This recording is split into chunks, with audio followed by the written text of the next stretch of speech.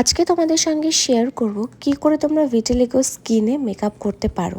হ্যাঁ, আজকে আমরা এই ইন ডিটেলসেই তোমাদের সঙ্গে এই লুকটা শেয়ার করব। আর এই যে দেখছো তোমরা একটা ভিটিলিগো স্কিনের মডেল, এই মডেলটা ছিল আমাদের একটা মেকআপ ক্লাসের ডেমো।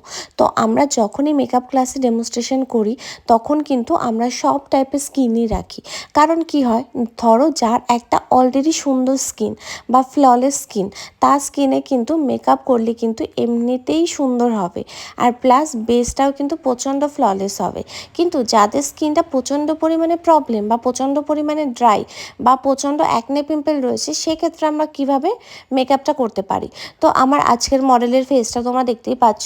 তো আমি ক্লাসে ওদেরকে নলেজ দিচ্ছিলাম। প্রথমে যেটা সব থেকে ইম্পর্ট্যান্ট পার্ট, যে আমরা যে কোনো যখন ফিচার্স পাই, সেটা ক্লায়েন্ট হোক বা মডেল, তার আইটা কীরকম বা তার লিপসটা কীরকম বা তার স্কিনের টেক্সচারটা কীরকম, সেটা কিন্তু দেখাটা খুব ইম্পর্ট্যান্ট একটা পার্ট। আর এইভাবেই কিন্তু আমি আমার ক্লাসে স্টুডেন্টদেরকে নলেজ দিয়ে থাকি কোন আইসে তোমরা কী মেকআপ করতে পারো বা কোন লিপসে কীভাবে তোমরা লিপস্টিক পরাবে, আর ফেসটাকেও কী করে তোমরা প্রেপ করবে। তো দেখতেই পাচ্ছ এখানে আমি ফার্স্টে ময়শ্চারাইজার অ্যাপ্লাই করছি। তো কী ময়শ্চারাইজার আমি অ্যাপ্লাই করলাম সেটা জানতে হলে কিন্তু তোমাদেরকে অবশ্যই কমেন্টস করতে হবে।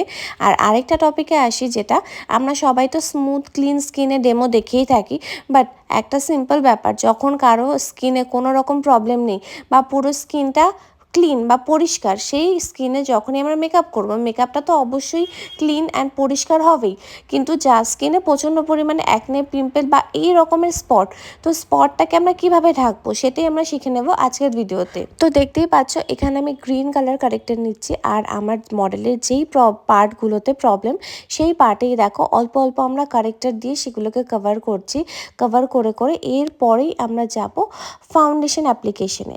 কিন্তু তার আগে আরেকটা কথা বলে রাখি, আমার মডেলের যে স্কিন দেখছো, মডেলের স্কিনের টেক্সচার কিন্তু প্রচণ্ড বাজে টেক্সচার ছিল না, ওর টেক্সচার ভালোই ছিল, নর্মাল টু অয়েলি ছিল। যার জন্য কি হয়েছে, আমাদের মেকআপটা কিন্তু পরবর্তীতে তোমরা দেখতেই পারবে যে ভালো গ্লো করছিল। ওর পোর্স ছিল ফেসে, কিন্তু পোর্সটাও কভার হয়ে গেছে। কিন্তু এবার আসি, যাদের ফেসে প্রচণ্ড পরিমাণে উঁচু উঁচু পিম্পলওয়ালা স্কিনে কিন্তু কখনোই বাটারি ফিনিশ আসবে না। বা এরকম অনেকেরই আমরা মেকআপ দেখি, প্রতিটা ভিডিও, প্রতিটা মডেল, প্রতিটা ক্লায়েন্টের স্কিনে পুরো বাটারি ফিনিশ। সেটা কিন্তু মেকআপ দিয়ে তারা বাটারি ফিনিশ করে না, সেটা কিন্তু তারা টোটালি করে তাদের ফোন এডিটিং দিয়ে। তো তোমরা দেখতেই পাচ্ছ আমার মডেলের পুরো ফাউন্ডেশন পাউডার হাইলাইট করার পরে এই হচ্ছে স্কিন।